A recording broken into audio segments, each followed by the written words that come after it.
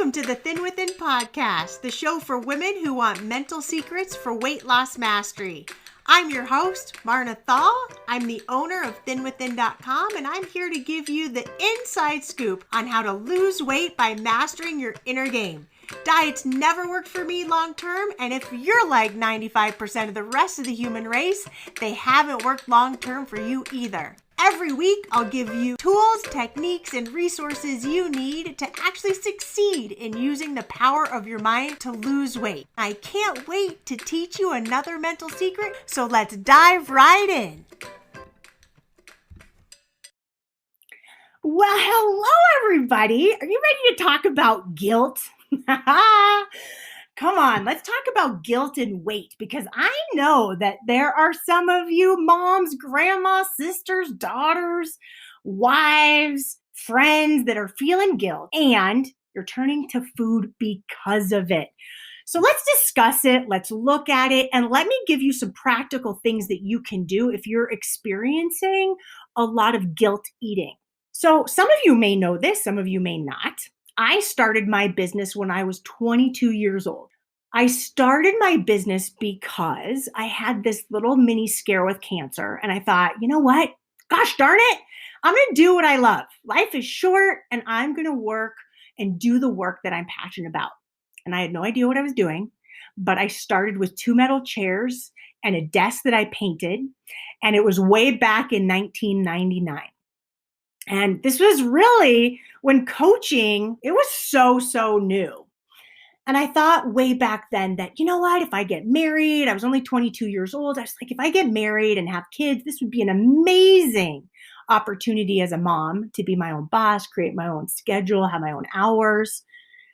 But the thing that I didn't realize is that the amount of guilt that I'd have as a working mom, I never expected that. So as a 45-year-old, I came from a mixed generation where I was raised seeing that work was important. I definitely worked since I was 11 years old, knew the value of $1, and worked really hard. And that was really important for my family. And I also got the message, though, that Marna, once you get married, you may or may not want to work. Totally up to you. So it wasn't like a sure thing that I would be the main income earner at all. I sort of was raised with that sensibility that my partner, my husband, would be the income earner. Whether it's right or wrong, it's what I saw, and it's what many of you saw as well.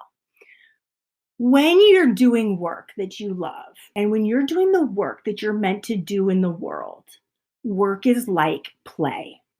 It's the biggest joy ever.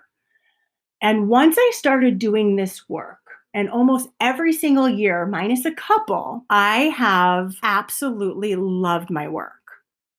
But I never realized that once I had children, I felt torn. There was this love for being a wife, a love for being a parent, but I also really wanted to do work in the world where I felt important, where I felt it was meaningful, where I felt purposeful.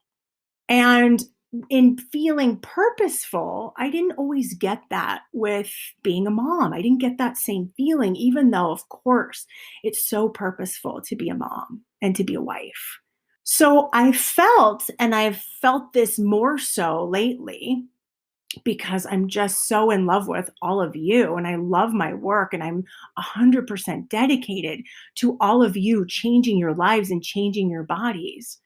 It's also interesting where guilt has crept inside of my head, inside of my heart, because there are times when my kids crave more of me, they want more of my time, they want more of my focus and my attention, and so does my husband, and so does my mom, and so does, it feels like, everyone. And I want to give it to everybody, but I also want to give it to all of you. And that's where guilt comes in. And how many of you are experiencing that? Do you ever hear your inner dialogue saying things like, I'm not a good enough mom, I don't feed my kids well enough, I'm not a good enough friend, I'm not a good enough granddaughter, child, sister, whatever it might be? And this guilt can go on and on and on. And if you're telling yourself that you're not doing it well enough, and then all of a sudden, late at night, you find yourself numbing out all those thinking thoughts, all those not good enough, guilty thoughts with food or alcohol or any substance because you feel like you should be doing more, should be better, etc., then let's address this today.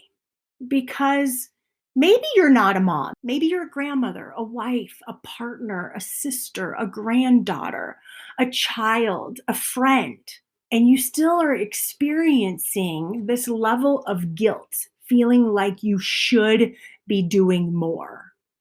You want to make more people happy and do everything for everyone.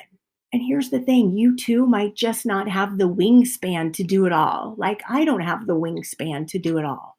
So I was just thinking, I was like, what if you and I make this pack?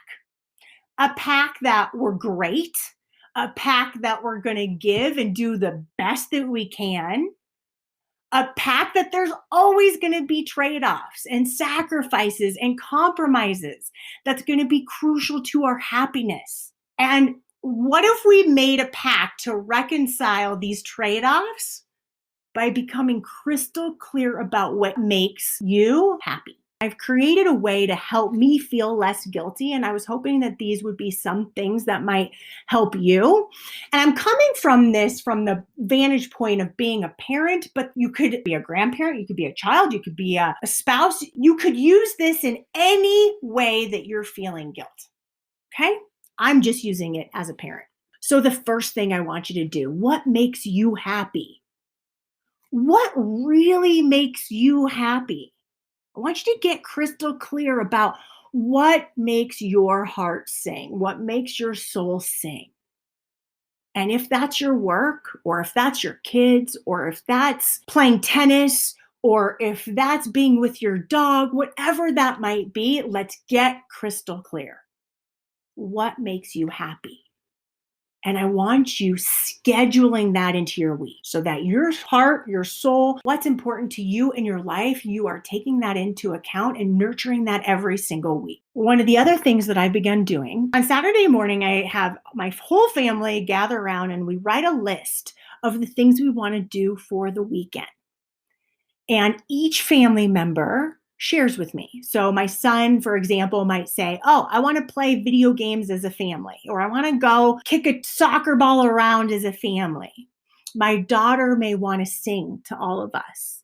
My husband might want a date night. We just schedule it all into the weekend so that each person gets what they want and what they're craving. And they feel respected, valued, and heard. The next thing I like to do is I like to eat dinners most night together at the table, sitting down, technology off, TV off, everything's off. This is really sacred time for us to share, to check in, to talk, and to focus on each person. Yes, we are eating.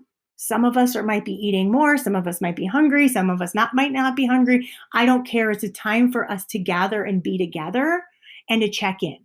Some nights we even do the rose, the bud, and the thorn. Well, the rose is what was your favorite part of the day. The thorn, which was your least favorite part of the day. And the bud is what are you looking forward to? And we go around and we talk and we connect. Each person shares. And this gives us an opportunity. It gives me an opportunity to be fully focused on listening to my body, eating when I'm hungry, paying attention to my body, and every single member of my family. I also intentionally create focused listening time with every family member, and most of it gets built into the day. So I only have 2 kids. So this might be a little trickier for those of you with larger families. But what I do is I know my husband now craves walks with me. We've kind of developed this over the course of COVID because we were home. And it would be our time because we weren't doing as many date nights.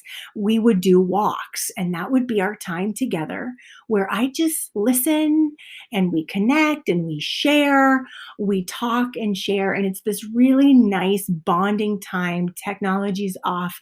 We're walking our dog. I feel so good that the dog gets walked and I get to be with my husband. My son gets time with me in the car before and after school where we talk, where he's sometimes the DJ, we sometimes are singing, we're sharing, we're laughing, we're spending time together, and I'm focused on him. My daughter gets time with me when she has shows that we both crave watching, but we also want to share and talk about fun preteen things going on in her life. And sometimes I'll just go into her room and she just talks and talks and talks and talks. And I give her that focus time. Because here's the thing, I am not one who believes in balance. I can't spend 8 hours a day working and 8 hours a day working out and 8 hours a day with my family and 8 hours a day sleeping. It just doesn't work like that. So for me, in my mind, I create intentional focused time. And what I found is that's lessened my guilt. It's helped me feel more connected to my husband and my kids. I recognize that there's also time where I just want to numb out at night by watching TV or looking online, and I don't make myself wrong. I allow that because I crave that. That's what makes me happy. Walking makes me happy. Being with all of you makes me extremely happy. So I build all of those things in, and I don't make myself wrong. Then, lastly, the thing that I work the hardest in doing when I feel this guilt is intentionally telling myself, I'm okay. I've got this. You're doing the best you can. I'm amazing. I'm proud of myself for what I'm doing. I'm being a role model for doing work that I love in this world that I'm proud of doing. And I encourage my children to find that same love and passion with the work that they want to do in the world. I tell myself I've done enough. I'm enough. And we'll start tomorrow with more, and it's okay. So, what if you chose thoughts like, I'm amazing? I'm absolutely doing an amazing job. I am doing the best that I can, and I'm proud of myself for all that I do. I've done enough. I am enough. We've got the rest of our lives to do more, and I'll get more done tomorrow. But now I'm going to focus on myself and give myself the love, the nurturing, and the intentional thinking around moving any of those thoughts that, like, oh, I feel so bad because I'm not giving my daughter the time she needs right now, to how can I give her a little bit of time today that would be meaningful to her and to me, that works with her schedule and works with my schedule. And then I'm not a product of my guilty thoughts. I'm intentional about how I want to spend that time, how I feel, and how I experience myself as a mom and as somebody who works. And so I want to encourage you, if you are feeling plagued by guilt, look at what makes you happy. And I'm hoping a few of these things will really help support you to create less guilt in your day, more focused intention around what is important to you and the family or the loved ones you have, and to stop telling yourself that you're doing it wrong. You're not enough. You're not good enough. You're not doing this well enough. You're not parenting well enough. You're not a good enough mom, wife, child, mother, grandmother, granddaughter, or whatever. Okay? We're navigating things the best we can. There are trade-offs, there are sacrifices, and there are compromises that will be made in order for you to be happy and for your family to be happy. And sometimes it's going to be compromises. Looking at, right now, sweetie, I can't be with you, but can we spend some time tonight hanging out in your room, playing with your guinea pig, and you sharing with me your day? let's look at being a little bit kinder, and let's look at transforming the guilt into much more powerful intention.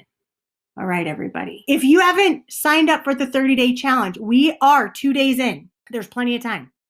I will send you day one and day two. You'll get all cut up and you'll get ready to rock and roll. If you're like, I'm not going to do the challenge right now, I don't even know who you are, so let's not even talk about the challenge, then hey, listen, take the free weight loss course. I want you to take my free weight loss course and let me help you reprogram your mind to change the way you are thinking about food, your body, and your weight, because this is a mental journey more than it is a food journey. And I'd love to walk you through that free course. All right, everybody, let's stop feeling guilty for everything. Okay? You making a pact with me? Let's do this. You got it. Bye, everybody. See you next time.